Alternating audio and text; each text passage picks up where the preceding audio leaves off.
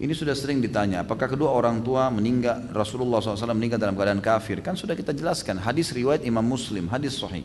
Ini bukan perkataan saya. Nabi SAW pernah datang ke sebuah wilayah namanya Rabwah, di sekitar dekat Mekah, 80 kilo kurang lebih dari Mekah. Lalu Nabi SAW terisak-isak menangis, seperti orang yang sedih sekali. Lalu Umar mengatakan, ya Rasulullah, saya tidak pernah melihat anda menangis seperti ini sebelumnya, gitu kan? Kuburan siapa ini? Kata Nabi SAW, ini kuburan ibuku ya hai Umar. Aku memohon kepada Allah agar menziarahi ibuku, aku diizinkan, dan aku memohon kepada Allah untuk beristighfar, untuknya aku tidak diizinkan. Tidak boleh beristighfar untuk orang yang kafir, gitu kan? Berarti menandakan ibu Nabi SAW yang meninggal seperti itu. Kemudian ayahnya, riwayat Imam Muslim juga, ada seorang sahabat pernah bertanya, ayahnya meninggal dalam keadaan musyrik di Mekah. Ya Rasulullah, di mana ayah saya? Surga atau neraka? Kata Nabi SAW, di neraka. Hukum Allah jelas gitu.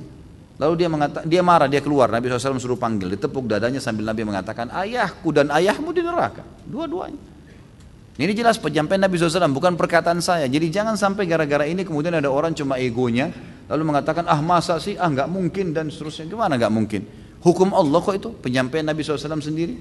Kalau kita menghormati Nabi SAW, kita harus menerima statement beliau.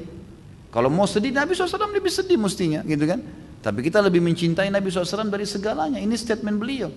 Dan kita kalau orang tuanya dalam keadaan Islam, tentu kita lebih junjung tinggi, kan gitu. Dan ada nabi-nabi sebelum Nabi Muhammad SAW seperti Ibrahim, ayahnya Azar meninggal dalam keadaan kafir. Nabi Nuh istrinya sama Nabi Lut juga istrinya, gitu kan. Jelas meninggal dalam keadaan kafir. Jadi tidak bisa dijadikan sebagai sebuah tolak ukur ego kita saja.